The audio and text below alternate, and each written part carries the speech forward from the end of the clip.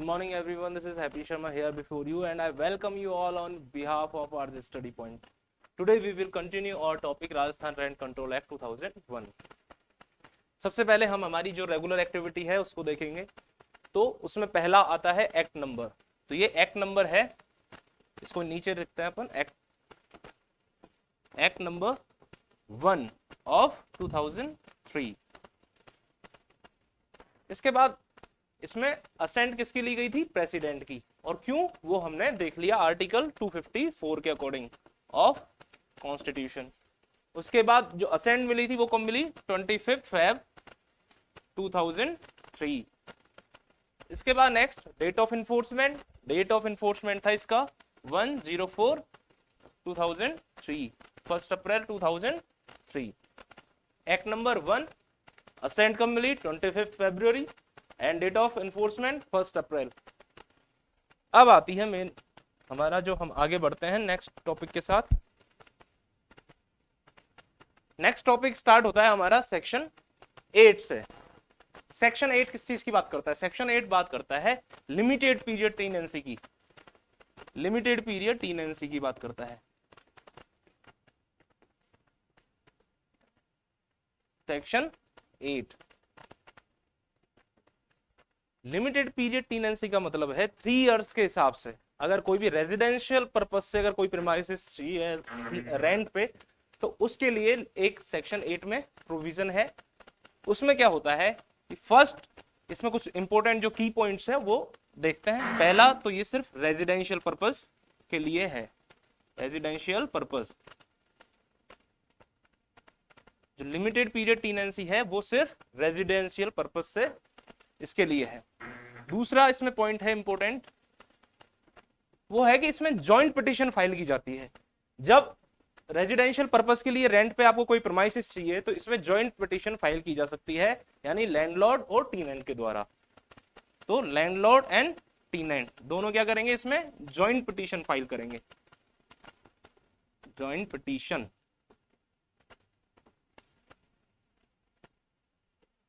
दोनों joint petition file करते हैं। इसके बाद बात आती है, सबसे पहले इनको लिमिटेड पीरियड टेनेंसी चाहिए थी, फिर दोनों ने जाके जॉइंट पिटीशन फाइल की। जब जॉइंट पिटीशन फाइल की तो उसमें देखा जाता है ट्रिब्यूनल में कि वो कितने टाइम पीरियड के लिए है। तो मैक्सिमम हो सकती है 3 इयर्स के लिए। मैक्सिमम 3 इयर्स के लिए ये फाइल की 3 इयर्स की टेनेंसी हो सकती है और 3 टाइम्स, मैक्सिमम 3 टाइम्स ये ग्रांट की जा सकती है। मैक्सिमम 3 टाइम्स और 3 ईयर का मतलब हो गया 3 × 3 यानी 9 इयर्स की ये मैक्सिमम हो सकती है। ये समझने का पॉइंट है। इसके अलावा जो ट्रिब्यूनल इसको ऑथराइज करती है इस तरीके की टेनेंसी को, वो साथ में एक पोजीशन का रिकवरी का सर्टिफिकेट भी ग्रांट करती है। मतलब इस तरीके से जब जॉइंट पिटीशन फाइल की जाएगी दोनों के बीच में, तो कहीं ना कहीं ट्रिब्यूनल इसको अलाउ करेगी 3 इयर्स के रेंट को। ये 3 इयर्स की टेनेंसी अलाउड है। जब 3 ईयर की ये टेनेंसी इस तरीके से अलाउ करेगी गवर्नमेंट, तो उसके साथ ही उसको वापस से रिकवरी के लिए पोजीशन कि लैंडलॉर्ड को उसकी संपत्ति वापस से, उसकी प्रीमाइसेस वापस से ट्रांसफर की जाए, तो उससे रिलेटेड एक सर्टिफिकेट इशू किया जाता है। सर्टिफिकेट ऑफ पोजीशन या certificate of retransfer of position. Retransfer of position किसके फेवर में होता है? लैंडलॉर्ड के फेवर में, कि जो उसमें जो भी टेनेंट होगा वो वापस से उसका पोजीशन जिसकी जो मालिक है यानी जो लैंडलॉर्ड है उसको वापस से देगा। इसके बाद ये जो सर्टिफिकेट होता है इसका जो एग्जीक्यूशन होता है वो 6 मंथ के अंदर होना चाहिए। 6 मंथ कब से? जब से ये इसका एग्जीक्यूशन, जब से ये एग्जीक्यूटेबल हो जाए, मतलब जब से इसका एग्जीक्यूशन पॉसिबल हो जाए। इसका मतलब, इसको इस तरीके से जो इसमें टर्म यूज है उसका मतलब ये है कि मान लीजिए अब है, आज की डेट है हमारी 23 अगस्त और 2022। तो इस हिसाब से 3 साल की आज के दिन ट्रिब्यूनल ने अलाउ कर दिया। तो नेक्स्ट हमारे 3 साल हो जाते हैं 22 08 और 25 तक।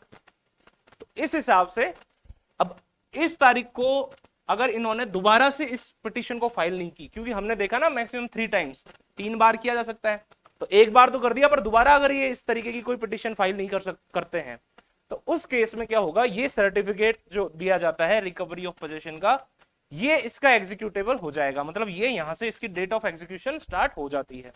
तो इस डेट से 6 मंथ तक इसको क्या करना पड़ता है, एग्जीक्यूट करवाना पड़ता है। इस तरीके से सेक्शन 8 हमारी बात करता है। अब हम बार बार देखते हैं ट्रिब्यूनल्स के बारे में। तो सेक्शन 9 और 10 पे जाने से पहले हम देखते हैं कि ट्रिब्यूनल किस तरीके से इस एक्ट में बताया गया है ट्रिब्यूनल्स के बारे में। तो एक ट्रिब्यूनल है हमारे सेक्शन 13 में जो रैन ट्रिब्यूनल है। उसके बाद सेक्शन 18 बात करता है, 19 हमारी अपीलेंट रेट ट्रिब्यूनल की, इसको ART भी बोलते हैं, और ये रैन ट्रिब्यूनल RT। ये अपीलेंट रेट ट्रिब्यूनल का रैन ट्रिब्यूनल का मतलब है इसकी अपील इसमें की जाती है 60 डेज पर, वो अभी हम सेक्शन 19 में पढ़ेंगे। सेक्शन 19 का सबसेक्शन 6 ये बात बताता है कि इसकी जो भी फाइनल ऑर्डर होगा उसकी अपील यहाँ पे 60 डेज में की जाएगी। अब बात आती है हमारी सेक्शन 13 और 19 की, इनको एक साथ पढ़ सकते हैं हम, एक ट्रिक की तरह इनको ध्यान भी रख सकते हैं। तो सेक्शन 13 और इधर है सेक्शन 19 RT। ये एक्चुअली मेंस एग्जाम के अकॉर्डिंग भी इंपॉर्टेंट क्वेश्चन है, और इसमें कुछ पॉइंट्स हैं जो कि प्री एग्जामिनेशन में भी पूछे जा सकते हैं, जैसे कि अपील कितने दिन में हो सकती है, उसके अलावा जो भी नोटिस वगैरह इशू होगा उसका कितना टाइम होगा, उसके बाद जो डिस्पोजल होगा उसका कितना होगा, और उसके बाद जो भी सिस्टम है सारा वो इससे रिलेटेड प्री में भी आ सकता है और मेंस एग्जामिनेशन में भी क्वेश्चन पूछा जा सकता है। ART appellate rate tribunal. सबसे पहले बात आती है इनको कॉन्स्टिट्यूट कौन करता है। ओहो, ये डिफरेंस नहीं पढ़ रहे हैं अपन, ये एक तरीके से इनको साथ रख के एक साथ, इनमें क्या बहुत सिमिलरिटीज अभी अपन देखेंगे, तो एक जैसा सिस्टम चलता है, तो एक साथ हम दोनों को कंप्लीट करेंगे तो ये याद रखने में हमको इजी होता है। तो सबसे पहले हम इन दोनों के कॉन्स्टिट्यूशन की बात करते हैं कि इनको कॉन्स्टिट्यूट कौन करेगा, इनको कॉन्स्टिट्यूट कौन करेगा। तो सबसे पहले इसको कॉन्स्टिट्यूट करती है स्टेट गवर्नमेंट। कितने नंबर ऑफ, कितने RT हो सकते हैं किसी भी प्लेस पे, एनी नंबर, जितने रिक्वायर हैं, at any place. State government establish करेगी एनी नंबर, कितनी भी कर सकती है, किसी भी प्लेस पे कर सकती है। सेम, इसमें भी सेम बात है, एज इट इज। इसके बाद बात आती है, अब इसका कॉन्स्टिट्यूशन हो गया, तो कॉन्स्टिट्यूशन होने के बाद इनमें अब ये जो काम धाम देखते हैं उनको डिस्ट्रीब्यूशन कौन करता है, तो distribution of work, distribution of work. तो डिस्ट्रीब्यूशन ऑफ वर्क कौन करता है, सेम स्टेट गवर्नमेंट, यहां पे भी सेम है, स्टेट गवर्नमेंट ही डिस्ट्रीब्यूट करती है इनके बीच में जो भी वर्क है। अब बात आती है कि ये जो एक से ज्यादा भी, अब इसमें अपन ने एक पॉइंट पढ़ा एनी नंबर ऑफ, यानी एक ही एरिया में एक से ज्यादा भी कॉन्स्टिट्यूट की जा सकती हैं। तो उस हिसाब से अगर एक एरिया में एक से ज्यादा है तो उस केस में भी आपस में जो भी वर्क का डिस्ट्रीब्यूशन होगा वो कौन करेगा, स्टेट गवर्नमेंट करेगी। अगर एक से ज्यादा रेंट ट्रिब्यूनल या अपीलेंट रेंट ट्रिब्यूनल है तो उस केस में वर्क का डिस्ट्रीब्यूशन कौन करेगा, स्टेट गवर्नमेंट करेगी। एक को तो कुछ डिस्ट्रीब्यूट करना ही नहीं है, सारा उसी को देखना है। तो एक एरिया में एक से ज्यादा अगर ट्रिब्यूनल है तो उस केस में ही उनको कितना काम कौन नहीं, आपस में कन्फ्लिक्ट हो जाएगा कि कितना काम कौन देखेगा, किस एरिया का कौन देखेगा। तो उस पर्टिकुलर एरिया के अकॉर्डिंग स्टेट गवर्नमेंट क्या करती है, उनको वर्क को डिस्ट्रीब्यूशन करती है। नेक्स्ट आता है कि कॉन्स्टिट्यूट कर दिया, वर्क डिस्ट्रीब्यूट कर दिया, अब उसको देखेगा कौन, यानी प्रिसाइडिंग ऑफिसर। तो प्रिसाइडिंग ऑफिसर की हमको जरूरत पड़ी, तो उसमें कौन ने किया, उसको हाई कोर्ट अपॉइंट करता है। यहां पे भी सेम है, हाई कोर्ट ही अपॉइंट करता है। तो इसका मतलब सेम चल रहा है अभी तक मामला, ठीक है। अब प्रिसाइडिंग ऑफिसर तो अपॉइंट करने की बात तो बता दी इसमें कि हाई कोर्ट करेगा, पर उसकी क्वालिफिकेशन क्या होगी, तो उसकी क्वालिफिकेशन, तो यहां पे क्वालिफिकेशन क्या है कि वो आरजेएस, अब आरजेएस वर्ड तो यानी है सिविल जज ऑफ सीनियर डिवीजन, सिविल जज सीनियर डिवीजन, यानी सीनियर सिविल जज होना चाहिए। और इस केस में थोड़ा डिफरेंट है, वो क्या है, डीजे कैडर का बंदा होना चाहिए plus 3 year experience, DJ cadre और उसके बाद उनको 3 ईयर का एक्सपीरियंस जरूरी है। कॉन्स्टिट्यूट कर लिया, डिस्ट्रीब्यूशन ऑफ वर्क कर लिया, प्रिसाइडिंग ऑफिसर भी अपॉइंट हो गया, उसकी क्वालिफिकेशन भी डिसाइड कर ली। अब बात आती है एक एरिया और उसके अलावा भी ये प्रिसाइडिंग ऑफिसर दूसरे एरिया में भी क्या कर सकता है, काम कर सकता है। जैसे अभी कोई जयपुर में 2 रैंड ट्रिब्यूनल है, बड़ा एरिया है, मान लीजिए 2 रैंड ट्रिब्यूनल है और एक रैंड ट्रिब्यूनल के प्रिसाइडिंग ऑफिसर छुट्टी पे हैं या फिर किसी भी वजह से अनअवेलेबल है, तो उस केस में जो दूसरी रैंड ट्रिब्यूनल है उनके प्रिसाइडिंग ऑफिसर को वहां पे भी एज ए मतलब वो संभाल सकते हैं, काम कर सकते हैं। तो जो 5th पॉइंट है वो इसी की बात करता है, किस चीज की बात करता है कि एक एरिया से दूसरे एरिया में, 1 tribunal to another, presiding officer जो होता है रैंड ट्रिब्यूनल का वो दूसरी में भी, एक का दूसरी जगह भी काम कर सकता है। और मेन बात है ये ऑथराइज कौन करेगा, हाई कोर्ट, इसमें भी सेम चीज है।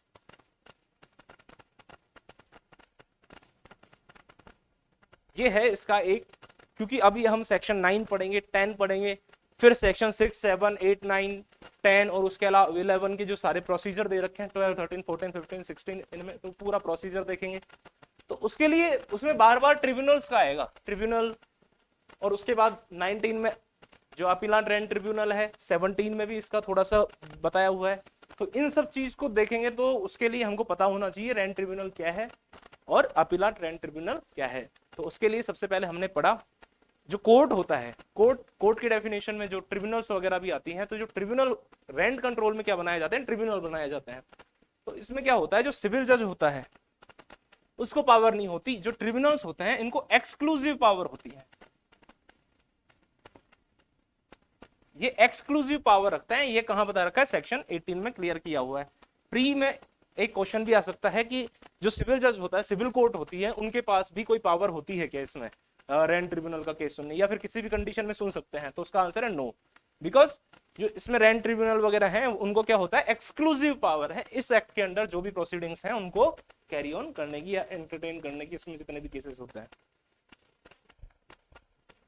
अब बात आती है हमारा सेक्शन 9। सेक्शन 9 बात करता है कि कोई भी टेनेंट है किसी भी प्रीमाइसेस में, अब उसका लैंडलॉर्ड उसको खाली कराना चाहता है, यानी उसका एविक्शन चाहता है, तो उसके ग्राउंड्स बताए हुए हैं सेक्शन 9 में कि किन ग्राउंड्स पे क्या हो सकता है, एविक्शन हो सकता है। तो एविक्शन के इसमें ग्राउंड्स बताए हुए हैं। तो एविक्शन के कुछ ग्राउंड्स हैं, उनको याद रखने की मैं तरीका भी बताऊंगा कि कैसे याद रखा जाए, पर सबसे पहले हम उनको देखते हैं। सबसे पहले है कि कोई भी टेनेंट अगर वो 4 मंथ तक किराया नहीं देता, यानी 4 months have been passed and rent is not paid, तो उस केस में क्या होगा, वो एविक्शन की शूट फाइल करेगा। कौन करेगा, लैंडलॉर्ड करेगा। तो सबसे पहले 4 मंथ्स क्या रेंट इज ड्यू या फिर नॉट पेड। तो पहला ग्राउंड ये बनता है कि 4 महीने से अगर रेंट पे नहीं किया गया तो उस केस में एविक्शन की सूट फाइल कर सकता है। अब इसके भी 2 पॉइंट हैं। सबसे पहले हमने जो सेक्शन 5 डिस्कस किया था लास्ट क्लास में, उसमें मैंने एक बात बताई थी कि वो जो उसको बैंक अकाउंट वगैरह है उसका डिस्क्लोजर करना जरूरी है, किसको, लैंडलॉर्ड को। किससे, टेनेंट को। जब टेनेंट को अपने बैंक अकाउंट डिटेल्स वगैरह बताएगा तो ही तो टेनेंट उसको अपना जो भी रेंट वगैरह है वो क्या करेगा, उसके अकाउंट में पे करेगा। अगर ऐसा डिस्क्लोजर नहीं किया गया है तो मैंने आपको बताया था कि जो टाइम इसमें जो एक्सेप्शन मिलता है वो नहीं मिलेगा। अब सबसे पहले बात तो इसमें क्या होगा, जब 4 मंथ का इसमें टाइम दिया जाएगा उसके साथ ही इसको 4 मंथ होते ही नहीं 30 दिन का इसको नोटिस देना पड़ेगा। 30 डेज का क्या देना पड़ता है, इसको नोटिस देना पड़ता है उससे पहले। अब बात आती है कि उसने अपना अकाउंट ही डिस्क्लोज नहीं किया था।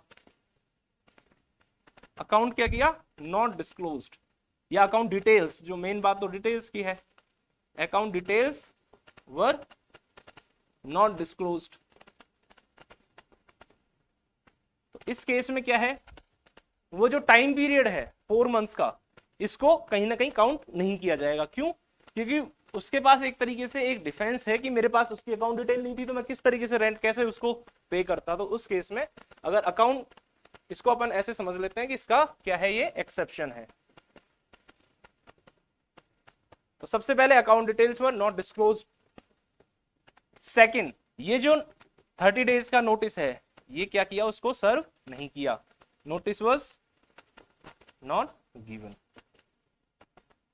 ये इसके 2 एक्सेप्शन है। उसके बाद आता है पॉइंट नंबर 2। पॉइंट नंबर 2 बात करता है कि अगर उसकी प्रॉपर्टी को कोई एक लॉजिकली अपन सोचते हैं, सबसे पहला अपने घर में, अगर अपने ही घर में कोई किराएदार रह रहा है तो हमको या तो वो रेंट नहीं देगा, उस केस में उसको सबसे पहला मुद्दा बनता है बाहर निकालने का। दूसरा, अगर वो अपनी प्रॉपर्टी को ही कोई डैमेज कर दे या डैमेज पहुंचा दे, डैमेज किसको, डैमेज द प्रीमाइसेस, जो भी प्रीमाइसेस उसने रेंट पे ली हुई है उसको अगर वो क्या करता है, डैमेज करता है, तो उस केस में भी उसको एविक्शन की शूट उसके अगेंस्ट फाइल की जा सकती है। या तो डैमेज कर दे, और डैमेज की जस्ट अपोजिट क्या करते, वो कुछ कंस्ट्रक्ट कर दे, कोई कंस्ट्रक्शन वर्क करे, जो कि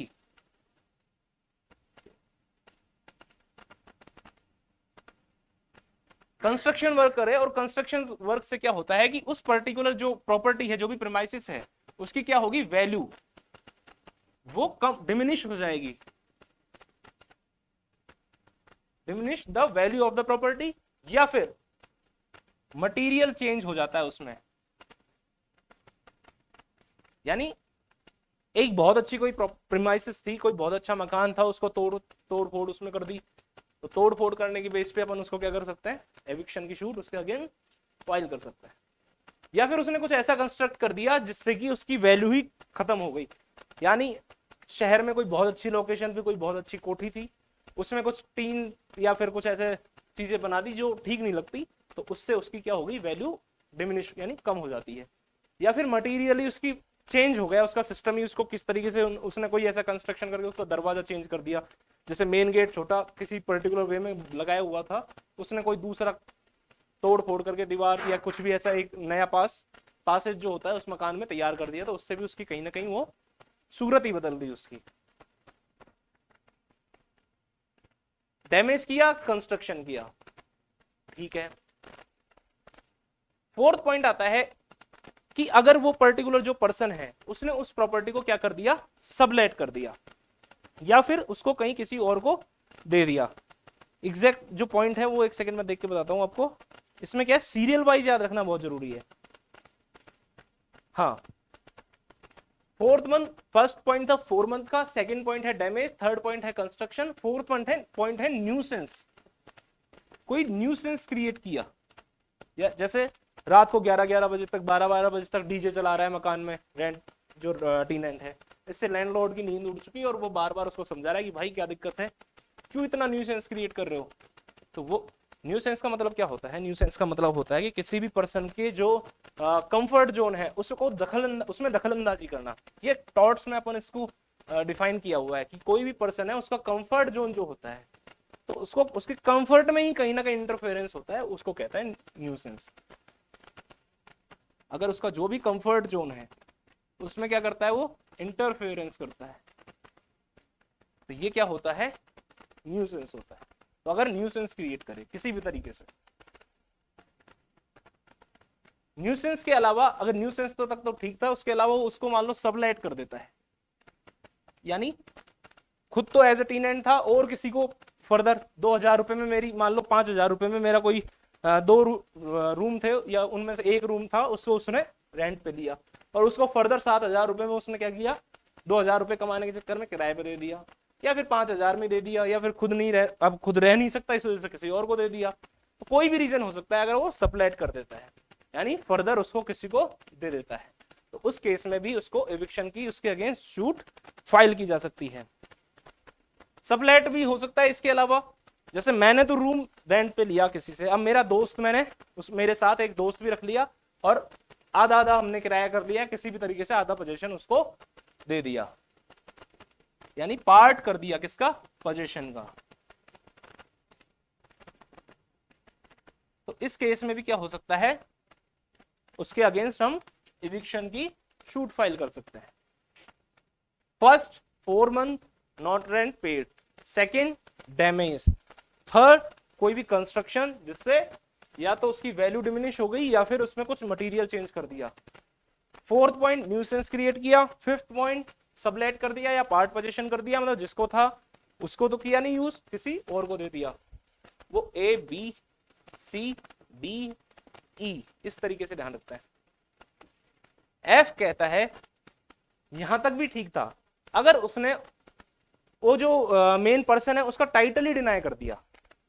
अगर जो भी पर्सन है, जैसे लैंडलॉर्ड है, जो भी, क्यों लैंडलॉर्ड की प्रॉपर्टी थी, कोई भी प्रीमाइसिस थी पी, इस पे टेनेंट आया टी, जब इसने इसको रेंट पे कोई भी प्रीमाइसिस दे दी, इसके बाद जब खाली करने की बात आई किसी भी वे में, तो इस बंदे ने यही मानने से इनकार कर दिया कि ये मेरा लैंडलॉर्ड है, यानी renounced his character, renounced his character। किस तरीके से, मतलब एज अ टीनेंट इसको पता है कि ये मेरा कौन है, लैंडलॉर्ड, तो इसके बावजूद अगर ये डिनाई कर देता है कि ये मेरा लैंडलॉर्ड नहीं है, इस तरीके से इसका जो टाइटल है उसी को डिनाई कर देता है, डिनाई टाइटल किसका, जो लैंडलॉर्ड का है, तो ये क्या हो जाएगा, एक ग्राउंड बनता है किसका, इविक्शन का, ये एल। अब एक क्वेश्चन हमारे मन में आता है कि वो जो टाइटल है मान लो लैंडलॉर्ड का, वो डिफॉल्ट टाइटल है, यानी वो जो टाइटल लैंडलॉर्ड का है वो कहीं ना कहीं उस प्रॉपर्टी के लिए एक्चुअल भी एंटाइटल्ड नहीं है, तो उस केस में भी ये मना कर सकता है क्या। जैसे मेरी प्रॉपर्टी है, वो एक्चुअल में मेरी नहीं, या मेरे किसी नॉन की पर्सन की है, या फिर कोई अनदर पर्सन है, मेरा उस पे प्रॉपर्टी पे कोई अधिकार नहीं है, ऐसे मैं ऑनर उस प्रॉपर्टी का नहीं हूँ, इस चीज का टेनेंट को पता लग गया, तो इस केस में वो उस प्रॉपर्टी को मेरे को देने से मना कर सकता है क्या, तो ये क्वेश्चन आता है। तो सबसे पहले तो हम एविडेंस एक्ट में सेक्शन 115 में एस्टोपल का प्रिंसिपल दे रखा है। एस्टोपल का प्रिंसिपल क्या बात करता है, इसको तो हम एविडेंस एक्ट में डिटेल में डिस्कस करेंगे, पर अभी फिलहाल ये मान लीजिए कि एस्टोपल का मतलब है कि कोई भी पर्सन किसी भी तरीके से किसी को अगर इस तरीके से बाय एक्ट या फिर किसी भी एक तरीके से अपने कोई भी एक्ट से या फिर कहते हैं ना एक्शन से किसी भी तरीके से अगर ये उसको एक मतलब ऐसा दिखाता है कि मैं ऐसा कोई काम कर रहा हूं या फिर ये मैं ऐसा हूं, या अपना कैरेक्टर के बारे में कोई भी उसको सामने वाले को कुछ असर्शन करवाता है, तो बाद में किसी भी शूट के दौरान वो उस चीज का मना नहीं करता। जैसे मान लो टीनेंट है, टीनेंट अपने एक्ट से कंटिन्यू बता रखा है, उसने एक तरीके से एक्सेप्ट कर रखा है कि ये लैंडलॉर्ड है। अब बात आती है कि लैंडलॉर्ड ने लगा दी कोई भी एविक्शन की शूट, तो इस शूट के दौरान टीनेंट ये डिनाई नहीं कर सकता कि ये लैंडलॉर्ड है। कहीं ना कहीं एस्टॉपल क्या करता है, स्टॉप कर देता है, मतलब एक बार जो आपने कह दिया उसको बाद में भी मानना पड़ेगा, ये है एक प्रिंसिपल। दूसरा बात आती है, ये तो एक जनरल प्रिंसिपल है और जनरल वे में बात करता है कि कोई भी डिनाई नहीं करेगा, उसके अगेंस्ट बात करता है एविडेंस एक्ट का सेक्शन 115 में जो एस्टॉपल का प्रिंसिपल दे रखा है। सेक्शन 116 में इसकी क्या है, एप्लीकेशन है। इसके बाद बात आती है अपनी, जो अभी अपन ने बात कर रही थी कि अगर इसका टाइटल ही डिफॉल्ट है, इसको इससे कनेक्ट मत कीजिएगा, अगर उसका डिफॉल्ट टाइटल है, डिफॉल्ट टाइटल किसका, लैंडलॉर्ड का, वो जो भी प्रीमाइसिस है उस पे, तो इस केस में जो रेंट टीनेंट है वो इस केस में क्या इसका टाइटल को डिनाई कर सकता है क्या, तो उसका एक केस है अत्यम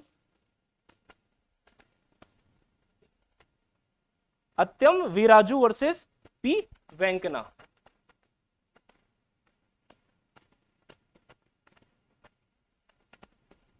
वैसे तो इसका पूरा नाम PECHTIPHT कुछ ऐसे करके है, पर इसको पी वेंकना से ही याद रख सकते हैं हम। इस केस में क्या कहा गया था, इस केस में सुप्रीम कोर्ट ने कहा कि किसका, ऑनरेबल सुप्रीम कोर्ट ने इस केस में कहा कि अगर वो टाइटल चाहे डिफॉल्ट भी होगा, किसका, इसको लिख सकते हैं, पहले तो सुप्रीम कोर्ट ने एज इट इज उस पॉइंट को वापस कहा क्या, कि चाहे जो भी टीनेंट होगा वह अपने लैंडलॉर्ड का जो भी टाइटल है उसको डिनाय नहीं कर सकता। दूसरा, अगर इन केस हो सकता है कि वो टाइटल चाहे डिफॉल्ट हो, डिफॉल्टिव टाइटल भी अगर होता है तो टीनेंट can not deny the title of landlord,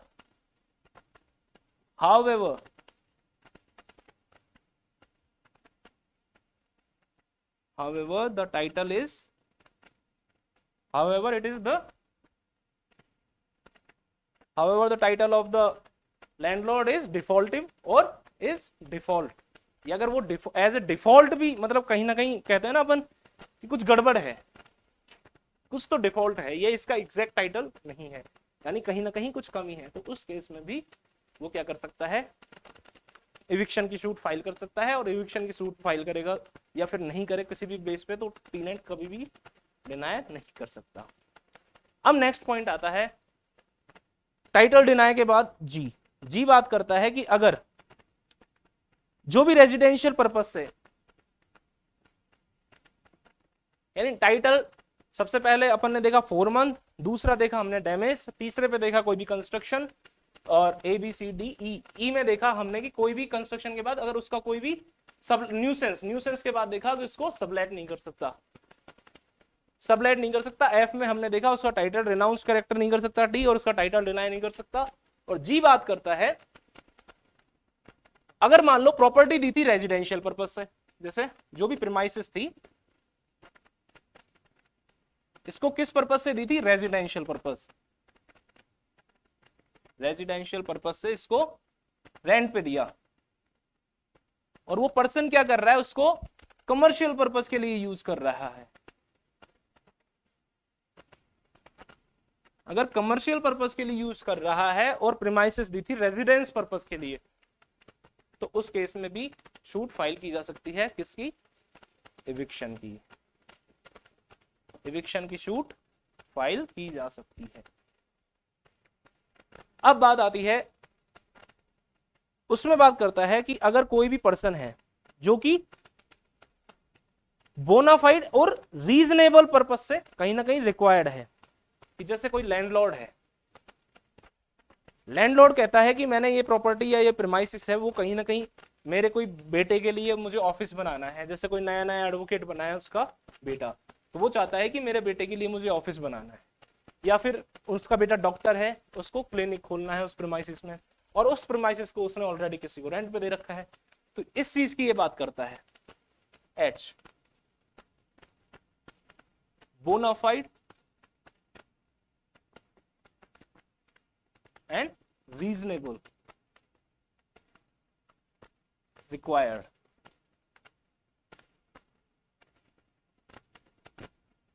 मतलब उसी की प्रीमाइसिस है और उसी को उस चीज की कुछ बोनाफाइड नीड, बोनाफाइड मतलब गुड फेथ में, यानी उसको कहीं ना कहीं सामने वाले को लॉस या डैमेज कारित करने के, या पहुंचा डैमेज करने के लिए, या इंजर किसी भी तरीके से, मतलब उसको प्रॉब्लम क्रिएट करने के लिए ये नहीं है। एक्चुअली ये है आई, नेक्स्ट पॉइंट था, तभी मैं इसमें कंफ्यूज था। तो ये पॉइंट है कि अगर वो पर्टिकुलर रिक्वायर्ड है बोनाफाइडली, इससे पहले हम देखें उसको एक बार, H को, H बात करता है कि जैसे मेरा एक पर्टिकुलर कोई प्रीमाइसेस है, उसमें 2 फ्लोर है, एग्जाम्पल बता रहा हूँ, जरूरी नहीं है 2 फ्लोर हो, जैसे 2 फ्लोर का मकान है मेरा, और मेरे पास एक सर्वेंट है, वो काम करता है। अब वो सर्वेंट के पास रहने की जगह नहीं थी, हम कई बार कुछ नौकरियां देखते हैं या कुछ जॉब में देखते हैं ना कि पर्सन बताता है कि रहना खाना फ्री है, या फिर जो भी सिस्टम है, तो वो रहना खाना जो फ्री होता है, उसमें जो रहना फ्री होता है ना, यानी रिजाइडिंग होता है, रेजिडेंस जो दिया जाता है, वो अगर फ्री दिया जाता है, उसका मतलब ये है कि जब तक वो सर्विस कर रहा है वो तब तक के लिए है, उसको वो जो सुविधा दे रखी है, फैसिलिटी, वो कब तक के लिए है, जब तक वो उस सर्विस में है पर्टिकुलर। तो उसी चीज की ये बात करता है H। किस ग्राउंड की बात करता है, कि जब तक वो सर्विस में है, अगर सर्विस में रहते हुए यानी उसका जो एम्प्लॉयमेंट था उस बेस पे उसको क्या दिया था हमने, कोई भी रेजिडेंस दे रखा है या फिर एज ए रेंट पे रखा हुआ है उसको, तो वो प्रीमाइसेस क्या है, तभी तक के लिए हम उसको दे सकते हैं। जैसे सर्विस खत्म, उसका ये खत्म, तो जो भी उसका रेंट पे जो रह रहा था एज ए टेनेंट, तो हम उसके अगेंस्ट क्या कर सकते हैं, एविक्शन की शूट ला सकते हैं। ये बात करता है एच। फिर बात करता है आई। आई बात करता है कि बोनाफाइडली या रीजनेबली उसको रिक्वायर्ड है प्रॉपर्टी, जो मैंने आपको बताया, तो उस बेस पे वो क्या करता है, एविक्शन की शूट फाइल कर सकता है। एविक्शन की शूट क्या कर सकता है, वो फाइल कर सकता है। अब क्वेश्चन आता है कि अगर ये कैसे डिसाइड करेंगे कि वो बोनाफाइडली उसको जरूरी था, यानी अगर मैंने मेरी प्रॉपर्टी में से किसी भी किराएदार को निकाला और मैं ये ग्राउंड लेता हूं कि मुझे बोनाफाइडली, मतलब मैंने बोनाफाइड वे में उसको डिस्पोजेस किया है, या फिर मुझे कुछ भी रीजनेबल रिक्वायर्ड है मेरी प्रीमाइसेस का, उसी वजह से मैंने उसको निकाला है, डिस्पोजेस किया है, तो वो बंदा क्या करेगा, रिकवरी ऑफ पोजीशन के लिए मेरे अगेंस्ट शूट फाइल करेगा। तो वहां पे मैं अपना डिफेंस क्या रखूंगा भाई, कि मैंने इस वजह से किया। दूसरा केस, अगर मुझे रिक्वायर्ड, ये दोनों में काम करता है ये, इसको आगे देखेंगे सेक्शन 12 में जो प्रोसीडिंग है सेक्शन 11 के अगेंस्ट, उसमें पर एज अ डिफेंस ये काम करेगा। और अभी खुद जब ये शूट फाइल करेगा तो उस केस में ये कहेगा कि मुझे ऐसे रिक्वायर्ड है, तो ग्रैंड ट्रिब्यूनल से एक ऑर्डर पास करवाएगा खुद के फेवर में कि इसको डिस्पोजेस किया जाए। यानी जो ड्यू प्रोसेस ऑफ लॉ है, एक सेक्शन, अभी थोड़ा सा बस इतना ध्यान रखना, सेक्शन 11 में एक पॉइंट आएगा ड्यू प्रोसेस ऑफ लॉ, तो वो ड्यू प्रोसेस ऑफ लॉ का कहीं ना कहीं यहां से कनेक्शन मैं उस वक्त डिस्कस करूंगा, तो इसको एक कनेक्ट कर सकते हैं अपन सेक्शन 11 में। तो उसको बोनाफाइडली रिक्वायर्ड था, सिर्फ यही पॉइंट नहीं, सेक्शन 11 में तो सारे पॉइंट जो भी सेक्शन 9 में ग्राउंड है वो क्या है, एक मतलब इस पूरा एक्ट में जितने भी ग्राउंड पे जिस भी तरीके से उसको निकाला जाता है, डिस्पोजेस किया जाता है, अगर इस एक्ट की प्रोसीजर के अकॉर्डिंग हो रहा है तो वो ड्यू प्रोसेस ऑफ लॉ है, क्योंकि अकॉर्डिंग टू लॉ हो रहा है, और अगर नहीं है तो वो गलत तरीके से। तो इस केस में जब वो क्या करवा सकता है, शूट के लिए एविक्शन की शूट फाइल कर सकता है। अब बात आती है कि ये पता कैसे लगेगा कि वो बोनाफाइड या रीजनेबल रिक्वायरमेंट थी, उसको इसी बेस पे उसने लगाया है। तो कोर्ट का अब एक जनरल सेंस में अपन समझें तो एक प्रॉपर्टी जिस पर्सन की है उसको जब भी जरूरी हो, जब भी मर्जी हो, वो उसको कभी भी कह सकता है कि भाई मुझे जरूरत है मेरी प्रॉपर्टी की, या मैं किसी भी काम से मेरी प्रॉपर्टी को खाली करवाना चाहूं, करवा सकता है। तो जो भी रिक्वायरमेंट है, मतलब लॉ के अकॉर्डिंग जो भी नोटिस वगैरह है उसको कंप्लीट करके वो क्या कर सकता है, उसको खाली करवा सकता है, प्रॉपर्टी उसकी है। तो इसमें एक केस है, इसको याद रख सकते हैं, अपनी राष्ट्रपति थी प्रतिभा देवी सिंह पाटिल, तो उनके नाम से है, उनका नाम प्रतिभा था, इनका नाम प्रतिभा है, प्रतिभा सिंह, प्रतिभा देवी सिंह कर दीजिए, versus T Krishnan. Pratibha Devi Singh versus T Krishnan. इस केस में सुप्रीम कोर्ट ने क्या कहा, इस केस में सुप्रीम कोर्ट ने कहा कि कोई भी प्रॉपर्टी, उस पे जो पर्सन है, जो भी लैंडलॉर्ड है, तो ये जो बोनाफाइड है या नहीं, ये क्या है, एक क्वेश्चन ऑफ फैक्ट है। अब क्वेश्चन ऑफ फैक्ट का क्या मतलब होता है, क्वेश्चन ऑफ फैक्ट का मतलब होता है कि कहीं ना कहीं वो पर्टिकुलर अकॉर्डिंग टू सर्कमस्टांस या फैक्ट जो भी है, नीड्स वगैरह किस तरीके से उसको देखा जा सकता है, लेकिन उसके बावजूद भी कहीं ना कहीं जो लैंडलॉर्ड है, यानी जो भी प्रॉपर्टी का, जिसपे जो भी एंटाइटल्ड है उस प्रॉपर्टी को, वो कहीं ना कहीं उसका मास्टर होता है। तो उसके अगेंस्ट इस कदर कोई भी कोर्ट, किसी भी कोर्ट का अधिकार नहीं है कि उसके जो राइट है, उसका जो राइट है ये बोनाफाइड या फिर रीजनेबिलिटी चेक करने का, उसमें इंटरफेयर ना करे। मतलब बोनाफाइड और रीजनेबल है इस चीज की बात अगर वो कह रहा है, पर्टिकुलर कोई भी लैंडलॉर्ड या फिर कोई भी ऑनर जो भी है, वो अगर ये कह रहा है कि मुझे जरूरत है, तो ये प्रिजम्पशन होती है या मान लिया जाता है, कोर्ट प्रिज्यूम करता है कि वाकई में उसको वो जो भी एक्ट कर रहा है वो बोनाफाइड है और रीजनेबल है। यानी ये जो प्रिजम्पशन होती है, एक तो क्वेश्चन ऑफ फैक्ट होता है इस चीज को देखना, उसके बाद कोर्ट प्रिज्यूम करके चलता है, एक प्रिजम्पशन लेता है किसके फेवर में, इन फेवर ऑफ, किसके फेवर में, लैंडलॉर्ड के फेवर में, जिसने शूट फाइल की है जो लैंडलॉर्ड है उसके फेवर में प्रिजम्पशन रखता है किस चीज की, कि उसको वाकई में बोनाफाइड, उसने जो भी एक्ट किया है उसको खाली करवाना चाह रहा है, तो वो उसको बोनाफाइड नीड है या फिर वो रीजनेबली उसको रिक्वायर्ड है इस चीज की। इसके बाद बात आती है बर्डन ऑफ रिबर्ट, इस चीज को एक तरीके से डिस्प्रूव करना तो प्रिजम्पशन तो इसके फेवर में है। प्रिजम्पशन का मतलब होता है कि अगर किसी भी पार्टी ने अगर कोई एविडेंस पेश नहीं किए तो कहीं ना कहीं जिसके फेवर में उसका जजमेंट आएगा, जिसके फेवर में जो फैसला सुनाया जाएगा, तो उस बेस पे अपन बताते हैं कि किसके फेवर में प्रिजम्पशन होती है। पर एक चीज हमेशा ध्यान रखो, प्रिजम्पशन जो होती है वो इनवर्सली प्रोपोर्शनल होती है किस चीज के, बर्डन ऑफ प्रूफ के। एक साइंस में और मैथ में फॉर्मूला चलता है, प्रिजम्पशन को पी से ले लेते हैं और इनवर्सली प्रोपोर्शनल का मतलब होता है 1/BOP। यानी अगर ये जितनी ज्यादा होगी प्रिजम्पशन, जितनी बढ़ेगी उतना ये कम होगा उस पर्सन पे। और सामने वाले का अगर इसको किसके रेफरेंस में देखने हैं, बस सेम पर्सन के रेफरेंस में। अगर अपोजिट पार्टी के रेफरेंस में देखें तो जितनी प्रिजम्पशन उतना ही उसको प्रूव करना पड़ेगा। तो मतलब अगर ये लैंडलॉर्ड है उसके फेवर में जितनी हाईली, जितना मतलब स्ट्रांगली प्रिज्यूम किया जाएगा उतना ही स्ट्रांग इसको क्या करना पड़ेगा, रिबट करना पड़ेगा। और सेम पर्सन के केस में जैसे यहाँ पे लैंडलॉर्ड है तो उसके फेवर में अगर प्रिजम्पशन है इस चीज की, तो उसको जितनी स्ट्रांग प्रिजम्पशन है उतना ही उसको कम प्रूफ देना पड़ेगा उस पर्टिकुलर केस में। तो इसमें प्रिजम्पशन किसके फेवर में, लैंडलॉर्ड के। तो इसका नेक्स्ट पॉइंट क्या बन गया, जो बर्डन ऑफ रिबट है। रिबटल का मतलब क्या होता है, सामने वाले को गलत प्रूव करना उसकी बात को। तो इस प्रिजम्पशन को गलत प्रूव करने का ऑटोमेटिकली किस पे आ जाएगा, टीनेंट पे आ जाएगा। तो ये तो मैंने आपको कंसेप्ट समझा दिया कि हमेशा याद रहेगा कि प्रिजम्पशन किसके फेवर में है, एल यानी लैंडलॉर्ड के। तो ऑटोमेटिकली बर्डन ऑफ रिबट किसके में आ जाएगी, टीनेंट के। ये चीज इस केस में नहीं समझाई, इसमें तो सिंपल बता रखा है कि क्वेश्चन ऑफ फैक्ट होगा, उसके बाद प्रिजम्पशन लैंडलॉर्ड के फेवर में होगी और बर्डन ऑफ रिबट टीनेंट के उसके पास, मतलब उसके ऊपर होगा कि वो कैसे भी करके इस चीज को प्रूव करे। इसके बाद इसमें एक और क्वेश्चन है बलदेव सिंह बाजवा वर्सेस मनीष सैनी करके। बलदेव सिंह बाजवा, कहीं कहीं इसको BS बाजवा भी लिखा हुआ है, BS बाजवा। अपन को जब पूरा पता है तो पूरा लिख सकते हैं। बलदेव सिंह बाजवा वर्सेस, जो इसमें सेकंड पार्टी है उनका नाम है, एक सेकंड, मनीष सैनी। हाँ अब हो गया।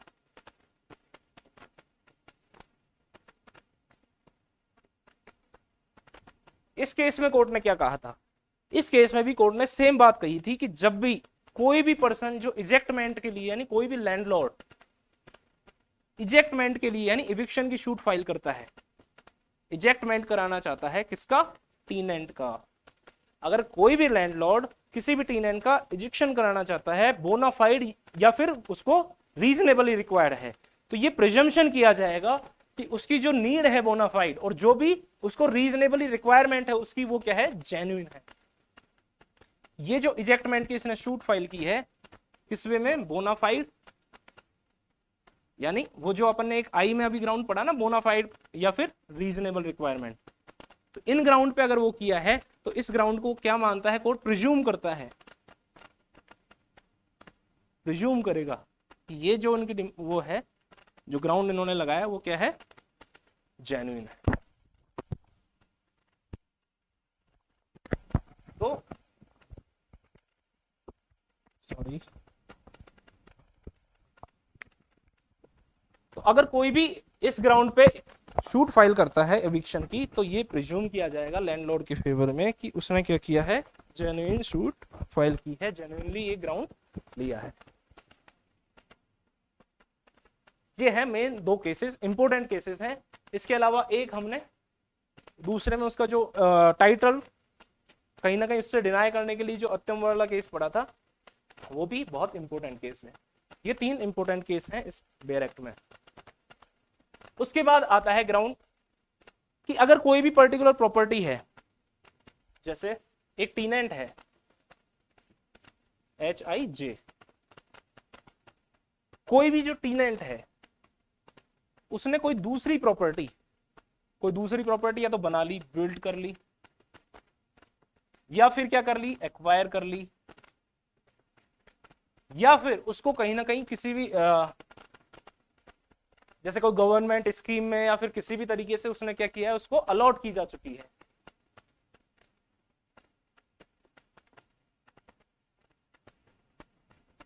यानी कहीं ना कहीं उसको अलॉट की जा चुकी है।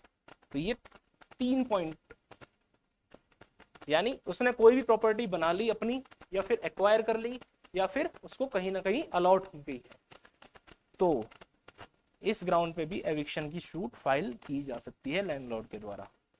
क्यों? इसको इस तरीके से समझ सकते हैं कि कोई भी जैसे प्रेमाइसिस है, लैंडलॉर्ड ने उसको 2000 रुपए में दे रखी थी, उसने खुद की प्रॉपर्टी जब स्टैब्लिश कर ली, खुद का एक मकान बना लिया, उसको तो उसने 5000 में किराए पे दे रखा है, यहाँ 2000 रुपए में खुद रहता है, या फिर किसी भी ऐसे तरीके से, तो वो क्या करता है लैंडलॉर्ड इस बेस पे भी अपना मकान वापस से उसको इजेक्टमेंट कर सकता है, टीनेंट का उसका एविक्शन कर सकता है, एक्सपेल कर सकता है, तो कहीं ना कहीं इस तरीके की शूट फाइल कर सकता है।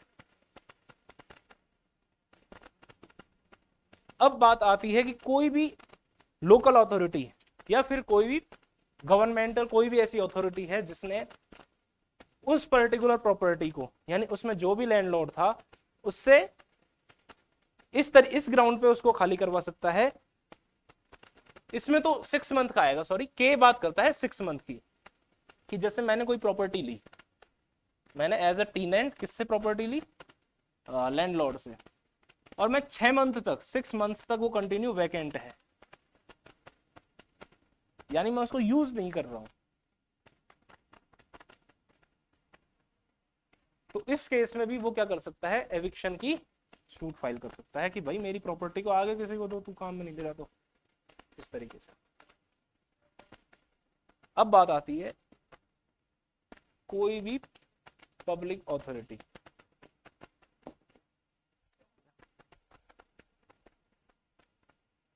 कोई भी पब्लिक अथॉरिटी या फिर कोई भी ऐसा पर्सन जो कि ऑथराइज्ड है, वो क्या करवा सकता है कि कोई भी, जैसे एक प्रीमाइसिस है, उसमें एक कमरा है, अब उसमें रह सकते हैं टोटल 2 लोग, 2 पर्सन एक साथ रह सकते हैं। अब 2 की जगह उसमें रह रहे हैं एक साथ 10 लोग, तो ये क्या कहीं ना कहीं ओवर क्राउडिंग होगी, ओवर क्राउडिंग। तो इस तरीके से अगर ओवर क्राउडिंग होती है, यानी जितने लोग रहने चाहिए थे उससे कहीं ना कहीं अगर ज्यादा लोग उसमें रहते हैं, तो इस केस में भी क्या किया जा सकता है? इसको रोकने के लिए टू अबेट शूट एविक्शन की फाइल की जा सकती है, एविक्शन की शूट फाइल की जा सकती है। अब पॉइंट आता है कि अगर कोई भी प्रॉपर्टी, उसमें कोई काम करवाना है, जैसे उसको सही करवाने के लिए या फिर उसकी कोई भी फिटनेस वगैरह करवानी है, तो उस केस में भी, या फिर उसमें कोई भी डेवलप करवाना है उस प्रॉपर्टी को, या किसी भी तरीके से उसका कोई मेंटेनेंस करवाना है, और ऐसा किसके नोटिस पे? कोई भी पब्लिक अथॉरिटी या फिर कोई भी लोकल अथॉरिटी है उसके ऑर्डर पे। दूसरा, अगर कोई भी प्रॉपर्टी अनसेफ है, या फिर किसके लिए अनसेफ है, या फिर अनफिट फॉर ह्यूमन हैबिटेशन, मतलब इंसान के रहने के लायक नहीं है, कहीं ना कहीं अनसेफ है या अनफिट है, जर्जर हालत में कभी भी गिर सकती है, ऐसा कुछ भी है, तो उसके केस में भी शूट एविक्शन की फाइल की जा सकती है। उसका फिटनेस करवाना है तो की जा सकती है। ये कुछ ग्राउंड्स थे सेक्शन 9 के। अब सेक्शन 10 बात करता है, वो तो इविक्शन की बात करता है जनरली। सेक्शन 9 की इविक्शन की क्या ग्राउंड है, ये बात करता है इमीडिएट, अगर इमीडिएटली आपको एविक्शन चाहिए। कहीं ना कहीं हम देखते हैं कि जो सेक्शन 9 है उसकी प्रोसीजर क्या है, लंबी होती है, लगभग 240 दिन की प्रोसीजर है, तो फास्ट इमीडिएटली चाहिए। अब इमीडिएटली किस किस केस में चाहिए होता है उसका हम देखते हैं। इसको कुछ पार्ट में अपन डिवाइड कर सकते हैं। First, landlord. सेकंड, उसका कोई भी रिप्रेजेंटेटिव। थर्ड, उसकी विडो। तो इन चीज से अपन को थोड़ा सा तो आइडिया लग गया कि जो भी इमीडिएटली चाहिए, यानी रिप्रेजेंटेटिव का मतलब कहीं ना कहीं उसकी डेथ हो गई, विडो इसका मतलब उसकी वाइफ यानी उसका हस्बैंड मर गया, जो लैंडलॉर्ड था उसका हस्बैंड था वो खत्म हो गया। तो ऑटोमेटिकली सिचुएशन तीनों जो नाम है, अब लैंडलॉर्ड को भी किस किस कंडीशन में, जब ये दोनों मरने तक की बात आ गई तो कहीं ना कहीं ये चोटिल है या फिर ऐसा कुछ इसके साथ हो चुका है कि ये सक्षम नहीं है। तो एक जनरल आइडिया लग गया अपन को यही, ये 3 जो अपने डिवीजन की है इसी से, कि ऐसी कोई सिचुएशन है जिसमें इमीडिएट पोजीशन वापस उसको इमीडिएटली कहीं ना कहीं अपनी प्रॉपर्टी का वापस से हमको पोजीशन हम ले सकते हैं। पोजीशन लेने के लिए हमको इविक्शन की शूट फाइल करनी पड़ती है। तो इमीडिएट पोजीशन के लिए किस तरीके से हम काम करेंगे, तो उसके कुछ ग्राउंड्स हैं। तो सबसे पहले तो लैंडलॉर्ड क्या है, लैंडलॉर्ड कहीं ना कहीं रिटायर या तो वो आर्म्ड फोर्सेस में था, आर्म्ड फोर्सेस में है, या फिर कोई भी दूसरे फोर्स का क्या नाम था, आर्म्ड फोर्सेस या फिर पैरामिलिट्री फोर्सेस आई थिंक, एक सेकंड में देखता हूं, हाँ, या तो वो मेंबर ऑफ आर्म्ड फोर्सेस या फिर पैरामिलिट्री फोर्सेस का मेंबर है उस केस में। तो वो क्या कर सकता है, रिटायर होने वाला हो तो उससे 1 साल के पहले या 1 साल के बाद, जैसे आज डेट है 23/8/2002, आज अगर उसका रिटायरमेंट है, इसको इस तरीके से समझते हैं, ये एक लाइन है, यहां से उसने टीनेन एज ए टीनेंट किसी पर्सन को दिया, और यहां आज उसका क्या है, रिटायरमेंट है। या फिर इसको थोड़ा और कीजिए, मैं एक साथ ही 2 कंसेप्ट हैं इसमें, उस चीज को भी एक साथ ही हम ले लेते हैं।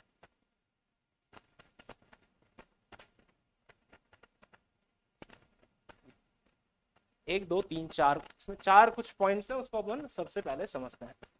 जैसे यहाँ पे कोई भी डेट को इसने क्या दिया, उसको किसी भी पर्सन को एज ए टीनेंट रखा अपनी प्रीमाइसेस में, उसके बाद यहाँ वो होता है रिटायर, यानी वो रिटायर होने जा रहा है।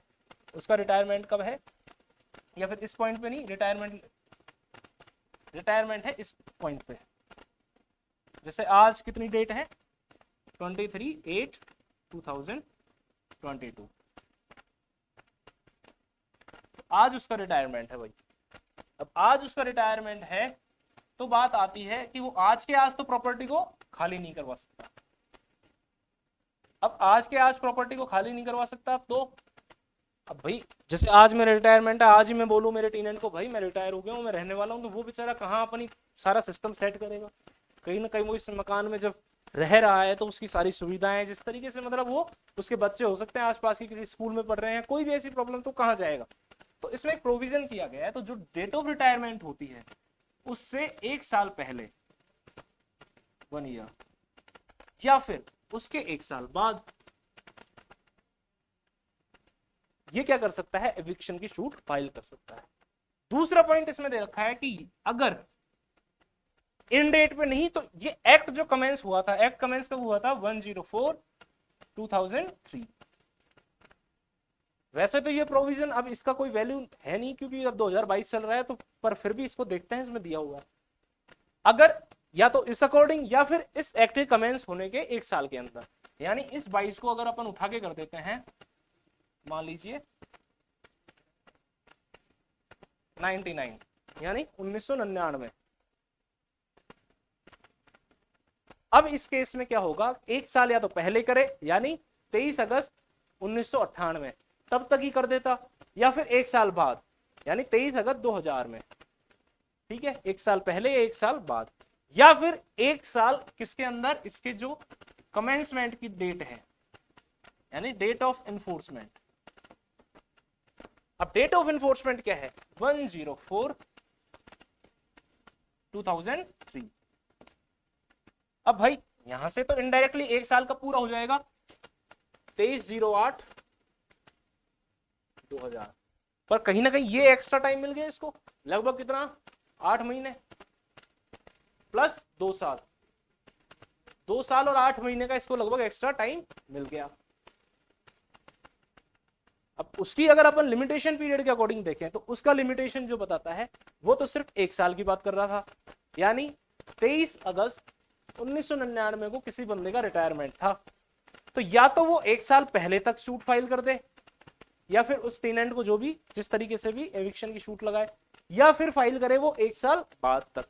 यानी उसको टाइम, उसका स्टार्ट कब से हुआ है देखा जाए प्रैक्टिकली, यहां से और यहां तक का उसके पास टाइम है शूट फाइल करने का, जो कि 23 अगस्त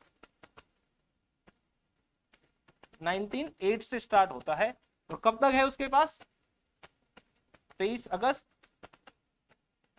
2000 तक। ये है मेन चीज। लेकिन अब ये जो एक एक्स्ट्रा एडिशनल प्रोविजन इसमें डाला गया, क्योंकि इस वक्त तक तो कोई एक्ट था ही नहीं ऐसा, रेंट कंट्रोल एक्ट जैसा, तो उस वक्त तो ये चीज डिसाइड हो नहीं सकती थी। तो ये जो पूरा प्रोविजन है ये भी तो 2003 में आया है। तो कहीं ना कहीं एक जो पर्सन ऑलरेडी, मान लो इस पर्सन ने ऑलरेडी अभी कोई सूट लगा ही नहीं है, इसको पता ही नहीं था, जैसे इसने अगर इससे कहा भी टीनेंट से भाई मैं रिटायर हो गया हूं, मुझे जरूरत है मेरी प्रॉपर्टी की, टीनेंट ने मना कर दिया मैं खाली नहीं कर रहा, करना जो कर लो, ठीक है साहब। अब इस एक्ट ने तो क्लियर कर दिया 1 साल बाद तक ही लगा सकते हो, और ये घटना है मान लो 2001 की, 2001 में उसने बोला और उसने मना कर दिया, ठीक है। तो अब इस केस में क्या करेगा वो, इस एक्ट ने जो 2003 में आया, इसने कहीं ना कहीं इससे कहा कि कोई बात नहीं मैं करवाऊंगा भाई तेरा काम।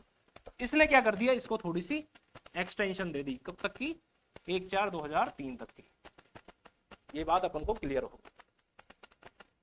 सेम इसमें सेकंड भी पॉइंट है, यानी आर्म्ड फोर्सेस वाले केस में भी 1 साल तक, 1 ईयर प्रायर, या फिर 1 साल बाद तक,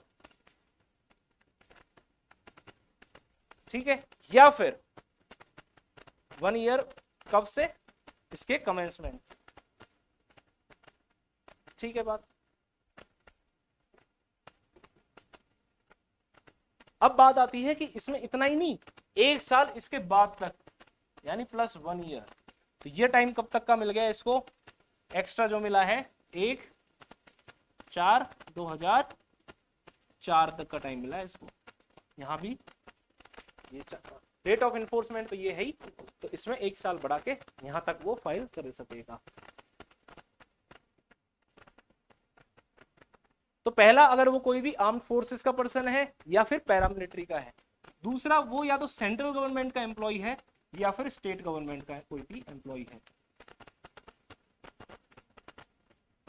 और रिटायर हो गया है, तो उस केस में वो सूट फाइल कर सकता है, और कंडीशन ये सेम है। इसके बाद वो क्या है, सीनियर सिटीजन है। अगर वो सीनियर सिटीजन है तो उस केस में क्या, लैंडलॉर्ड क्या हो सकता है, अगर वो आर्म फोर्सेस में था या पैरामिलिट्री फोर्सेस में था, या फिर वो सेंट्रल गवर्नमेंट या स्टेट गवर्नमेंट का एम्प्लॉय था, या फिर वो क्या हो गया है, सीनियर सिटीजन। और इसकी हमने अभी डेफिनेशन पढ़ी थी, इसकी डेफिनेशन लास्ट क्लास में, तो सीनियर सिटीजन की इसमें डेफिनेशन बताई हुई है, कोई भी पर्सन जो 65 ईयर्स एज को कंप्लीट करता है वो क्या है, सीनियर सिटीजन है। ये एक प्री का भी क्वेश्चन बनता है कि सीनियर सिटीजन कितनी एज का, तो उसमें ऑप्शन आएंगे 60 ईयर, 61 ईयर, 65 ईयर, या फिर 55 ईयर, तो उसको हमको पता होना चाहिए रेंट कंट्रोल एक्ट के according 65 year is the correct answer. अब पर्सन की बात करता है सीनियर सिटीजन, तो उस केस में वो क्या करेगा, 3 इयर्स अगर टीनेंसी से, जैसे आज हमारी डेट है 23/08/22, अगर आज वो होता है सीनियर सिटीजन बन गया भाई पर्सन, उसकी आज बर्थडे है और आज वो उसकी 65 ईयर उसने क्या कर ली, कंप्लीट कर ली, लेकिन उसने मान लो कि 20 तारीख को ही, अभी 20 अगस्त को ही कोई रेंट पे अपनी प्रीमाइसिस क्या दी है, अपनी प्रीमाइसिस को उसने रेंट पे कब दिया है, 20 तारीख को। तो भाई ये बात करता है कि 3 साल से पहले ये एविक्शन की, इसको एविक्ट नहीं करवा सकता, यानी सूट फाइल नहीं कर सकता। तो 3 साल कब हो जाएंगे, 20/8/25, चाहे वो सीनियर सिटीजन बन गया, लेकिन 3 साल तक वो इसमें सूट फाइल नहीं कर सकता। एक केस तो ये, दूसरा केस ये है कि आज के दिन पे वो बन गया सीनियर सिटीजन, लेकिन कोई भी उसने रेंट दे रखा था, मान लो पुराना कभी, जैसे 23/08 और 15, 2015 में ही उसने कोई रेंट पे दे रखी थी, ये है केस 1, और ये है अपना केस 2। अगर 2015 में उसने कोई भी रेंट पे दे रखी थी प्रीमाइसिस, तो अब इसके 3 साल बाद तो हो जाते हैं 18, इस हिसाब से तो 2018 में, लेकिन वो सीनियर सिटीजन नहीं हुआ था 2018 में, तो 2022 में हो गया। तो अब वो कब हो गया, 2022 में, तो अब वो डायरेक्ट जिस दिन सीनियर सिटीजन हुआ है उसी दिन सूट एविक्शन की फाइल कर सकता है। इसका क्या मतलब है भाई, इसका मतलब इतना ही था, नया कोई टीनेंट 2 दिन पहले ही दिया, तो उसको दिख नहीं रहा था कि वो 5 दिन बाद सीनियर सिटीजन, 3 दिन बाद सीनियर सिटीजन होने वाला है। तो इस केस में ऐसी हार्डशिप से किसको बचाने के लिए, टीनेंट को। कहीं ना कहीं इसका जो पर्पस बता रहा हूं मैं कि सेक्शन को रखने का क्या पर्पस रहा होगा, लेजिस्लेशन की क्या सोच रही, तो उसने ये सोचा कि भाई कोई भी ऐसा पर्सन कहीं ना कहीं ऐसी हार्डशिप ना करे, किससे, टीनेंट से, कि डायरेक्ट रेंट पे दिया और कहा कि भाई कल खाली कर देना, नॉट लाइक दैट। तो उस केस में इसमें एक प्रोविजन स्पेसिफाई कर दिया कि 3 साल तक, कब से, जब से आपने टीनेंसी दी है। ये 3 साल का पीरियड किस दिन से, डेट ऑफ टीनेंसी से, जिस दिन टीनेंट एज ए टीनेंट आपने उस पर्सन को रखा है, रेंट पे दिया है, तो उसके बाद 3 साल के अंदर आप उस प्रॉपर्टी को खाली नहीं करवा सकते। अब अपना चार्ट देखते हैं एक बार। फर्स्ट पर्सन आर्म्ड फोर्सेस से रिलेटेड हो गया, यानी लैंडलॉर्ड। अब बात आती है रिप्रेजेंटेटिव। रिप्रेजेंटेटिव की बात कब आएगी भाई, रिप्रेजेंटेटिव की बात का मतलब है अगर लैंडलॉर्ड की क्या हो गई है, डेथ हो गई है। अगर लैंडलॉर्ड उसकी डेथ हो गई है तो उसके 1 साल के अंदर वो क्या कर सकता है, एविक्शन की शूट फाइल कर सकता है, जो भी उसका रिप्रेजेंटेटिव है। अब थर्ड पॉइंट आता है विडो। जो भी उसकी विडो है वो उसकी डेथ से कब, 1 साल के अंदर।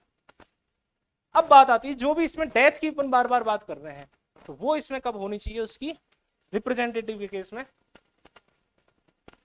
डिपेंडेंट लीगल, हाँ सही बात, जो रिप्रेजेंटेटिव है ये कब फाइल करेगा कि ये जो लैंडलॉर्ड की डेथ हुई थी ये उसके ड्यूरिंग कोर्स ऑफ एम्प्लॉयमेंट। यानी कोई भी ऐसा पर्सन जो आर्म फोर्सेस में था या फिर पैरामिलिट्री फोर्सेस में था, जो लैंडलॉर्ड था, और ड्यूरिंग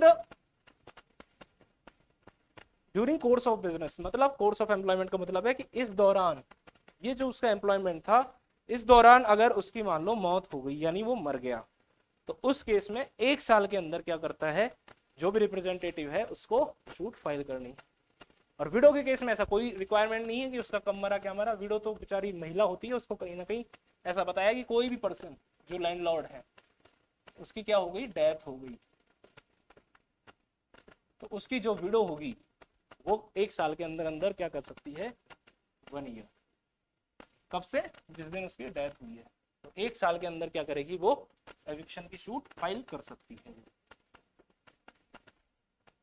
अब इसमें जो मेन इंपॉर्टेंट पॉइंट है ध्यान रखने का, वो ये है कि अब तक जितनी बार भी हमने लैंडलॉर्ड लिखा है, तो यहां पे जो लैंडलॉर्ड है ना वो होगा कौन, ओनर। ये मोस्ट इंपॉर्टेंट है, ये प्री में भी पूछा जा सकता है, और इस तरीके का पूरा क्वेश्चन सेक्शन 9 और 10 का पूरा क्वेश्चन और 8 का भी पूरा क्वेश्चन मेन में भी आ सकता है। यानी आज जो अपन ने सेक्शन पढ़े हैं वो प्री और मेन दोनों के अकॉर्डिंगली इंपॉर्टेंट है। इसके अलावा भी इसमें कुछ सबसेक्शन है, कुछ पॉइंट्स हैं, उनको भी अपन एक बार देख लेते हैं। कि कोई भी ऐसा पर्सन जो, जैसे ये तो अपन एक पर्सन के अकॉर्डिंग इसका डिवीजन किया था कि जैसे लैंडलॉर्ड खुद, अब लैंडलॉर्ड यहाँ पे कौन है, ओनर, उसके अकॉर्डिंग, उसके रिप्रेजेंटेटिव के अकॉर्डिंग, और दूसरा अपन ने उसकी विडो के अकॉर्डिंग ये रखा था। इसके अलावा इसमें बात आती है कि इन्हीं ग्राउंड्स पे, जो भी ग्राउंड्स है, अगर कोई भी पर्सन, उसकी 1 से ज्यादा प्रीमाइसेस है, मोर देन 1 प्रीमाइसेस, अगर उसकी 1 से ज्यादा प्रीमाइसेस हैं, कहां पे, same municipal area, same municipal area में। म्युनिसिपल एरिया क्या है वो हमने लास्ट क्लास में देखा था कि म्युनिसिपलिटीज एक्ट 2009 के अकॉर्डिंग सारा डिफाइन है कि क्या म्युनिसिपल एरिया। तो अगर जैसे मान लीजिए हाँ बांदीकुई एक म्युनिसिपल एरिया है, अब बांदीकुई में ही उसकी 2 प्रीमाइसेस हैं आसपास, एक है और मान लीजिए उसी प्रीमाइसेस में P1 और P2, ये दूसरी प्रीमाइसेस है। तो अब वो उसके पास अगर उन जो सारी कंडीशन अपन ने देखी कि वो खुद एम्प्लॉय था सेंट्रल गवर्नमेंट के आर्म फोर्सेस वगैरह का, जो फर्स्ट सबसेक्शन, दूसरे सबसेक्शन, उसमें हमने देखा कि उसकी जो भी रिप्रेजेंटेटिव था, तीसरे में देखा विडो, इन सब लोगों को अगर ऑलरेडी P1 में किसी को इन्होंने रेंट पे दे रखा है, कोई टेनेंट रखा हुआ है, और P2 इनका खाली है, सेम प्रीमाइसिस में दूसरी प्रीमाइसिस खाली है, तो इस केस में ये सेक्शन 10 का सहारा नहीं ले सकते। यानी सेक्शन 10 के अकॉर्डिंग इमीडिएट पोजीशन ये डिमांड नहीं कर सकते। किसमें? फर्स्ट 9 के अकॉर्डिंग तो अगर कोई भी है तो वो तो जा सकते हैं, पर सेक्शन 10 में जो सिस्टम है उसके अकॉर्डिंग ये नहीं जा सकते।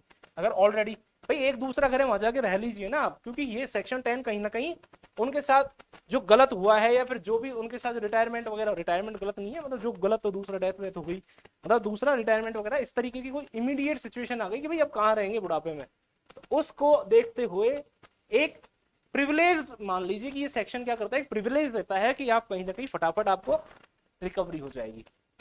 तो उस चीज को ध्यान में तो रखते हैं, पर दूसरा टेनेंट के साथ भी कोई हार्डशिप ना हो, तो इसका भी एक साथ में प्रोविजन दे दिया। अगर एक ही प्रेमाइसिस थी तब तो पीछे वाले सारे सेक्शन अप्लाई है, लेकिन प्रेमाइसिस 2 हैं और दूसरी सेम म्युनिसिपल एरिया में खाली पड़ी है तो आप दूसरी ले लो। दूसरा अगर दोनों ही भरी है, मतलब दोनों में ही इन्होंने कोई टेनेंट रखा हुआ है, तो ये एक चूज कर लो कोई भी, ये या फ्री। दोनों केस देख लिए, एक खाली है एक में कोई टेनेंट दे रखा है, तो ऑटोमेटिकली आप इसको खाली कराने की जगह यहाँ पे आइए। 9 के अकॉर्डिंग तो खाली करवा लो अगर 9 का कोई ग्राउंड बन रहा है, लेकिन सेक्शन 10 के ग्राउंड के अकॉर्डिंग इसको वैकेंट नहीं किया जा सकता। लेकिन दोनों ही अगर खाली है तो दोनों ही खाली है तो फिर कोई दिक्कत नहीं। दोनों ही अगर दोनों कोई किसी को टेनेंट एज ए टेनेंट कोई रह रहा है दोनों प्रेमाइसिस में, तो कोई भी एक चूज 1। तो दोनों केस अपन ने देख लिए। दोनों केस में अगर एक खाली थी एक में कोई टेनेंट था, या फिर दोनों केस में क्या था, दोनों ही कोई किसी पर्सन को रेंट पे दी हुई प्रॉपर्टी है, तो उस केस में क्या होगा। तीसरा पॉइंट आता है कि कोई भी पर्सन, वो क्या है, अगर कोई उसमें परमानेंट डिसेबिलिटी आ गई है, परमानेंट डिसेबिलिटी किसी पर्सन में आ चुकी। दूसरा पॉइंट, जो परमानेंट डिसेबिलिटी है उसका उनको कोई सर्टिफिकेट दिखाना पड़ेगा। सर्टिफिकेट वहां का कोई भी गवर्नमेंट हॉस्पिटल, परमानेंट डिसेबिलिटी और सर्टिफिकेट गवर्नमेंट हॉस्पिटल। अब बात आती है कि एक मकान में 2 फ्लोर है, ये एक मकान है 2 फ्लोर का। अब अगर मान लो लैंडलॉर्ड रहता है यहाँ पे और टेनेंट रह रहा है ग्राउंड फ्लोर पे, अब इसके पैर टूट गए या फिर कोई भी ऐसी समस्या आ गई, सर्टिफिकेट इसने ले लिया गवर्नमेंट हॉस्पिटल से कि मैं अब लायक नहीं हूँ सीढ़ियां चढ़ने के, तो ये क्या कर सकता है, इससे इस चीज की डिमांड कर सकता है कि भाई फ्लोर एक्सचेंज कर ले। या फिर फ्लोर एक्सचेंज भी नहीं करना चाहता, मान लो एक केस तो ये है। दूसरा केस ये मान लीजिए कि कोई दूसरी जगह वो कैसे भी प्रॉब्लम में था। अब बात आती है, ये उसका एक मकान है जिसमें ग्राउंड फ्लोर पे कौन रहता है, टेनेंट रहता है, तो वो इस टेनेंट को तो खाली करवा सकता है इस ग्राउंड के अकॉर्डिंग सब सेक्शन 3 में। लेकिन अगर 2 फ्लोर था तो एक्सचेंज का भी यहाँ पे वो हो सकता है प्रोविजन। बस इतने फर्क इतना है कि इसमें थोड़ा टाइम लगेगा, लेकिन अगर एक्सचेंज वाले केस में आ गई तो वो क्या करेगी, जो भी ट्रिब्यूनल है वो उसको तुरंत इमीडिएट ऑर्डर पास करती है एक्सचेंज के केस में। कि अगर लैंडलॉर्ड कहे कि भाई मैं एक्सचेंज कराना चाह रहा हूं, जो भी मेरा टेनेंट है उसको कहीं ना कहीं ऊपर जाने का ऑप्शन है, एक्सचेंज कर सकता है, तो ये इमीडिएट ऑर्डर पास करती है। अगर सेम प्रपोर्शन में है, भाई ऊपर नीचे का बड़ा बराबर तो होना चाहिए, बड़ा छोटा भी चक्कर पड़ सकता है ना, इसमें एक कमरा ही था या फिर इसमें 5 कमरे थे, यहाँ पे एक ही कमरा था, अब जा रहा है, तो इसके अकॉर्डिंग अगर सेम प्रपोर्शन पे है या फिर अगर सेम नहीं है तो जो भी उसमें कम मतलब जो भी कम ज्यादा करना है किराया वगैरह, तो ट्रिब्यूनल उसके अकॉर्डिंगली उसको क्या कर सकती है, ऑर्डर कर सकती है। तो जो भी टर्म्स एंड कंडीशन है वो कौन लगाएगा, यहाँ पे ट्रिब्यूनल डिसाइड करेगी। इसके बाद जो मेन बात थी अपन ने वो देख ही ली कि जो भी इसका एक्सप्लेनेशन है उसमें ये बात बता रखी है कि लैंडलॉर्ड यहाँ पे इसका मतलब क्या है कि जो भी इसमें ऑनर है उससे रिलेटेड इसमें बात करता है। यानी लैंडलॉर्ड क्या होगा, ऑनर। गंगाधरी कौन है, शक्तिमान। अब बात आती है एक पॉइंट और इसमें इंपॉर्टेंट है, जो 4th इसका सबसेक्शन बताता है वो ये है। अब भाई मैंने इमीडिएट पोजीशन के नाम पे तो मेरा जो भी मान लो कि मेरी कोई पर्टिकुलर प्रेमाइसिस थी और मेरे घर में कोई भी सीनियर सिटीजन है, तो उनका ग्राउंड लेके मैंने प्रॉपर्टी तो खाली करवा ली, लेकिन अगले दिन ही मैं किसी को रेंट पे दे रहा हूं, तो वो भी पॉसिबल नहीं है। तो मिनिमम 3 इयर्स के लिए 3 साल तक मैं क्या अब बाउंड हो गया कि मैं किसी को भी उसको further tenant as a tenant किसी और को नहीं रख सकता और प्रेमाइसिस को रेंट पे नहीं दे सकता। तो ये है अपना सबसेक्शन 4। हो गया कोई और? ठीक है फ्रेंड्स, आगे जो भी हमारा बचा है उसको हम नेक्स्ट क्लास में देखेंगे। तो thanks a lot, have a nice day.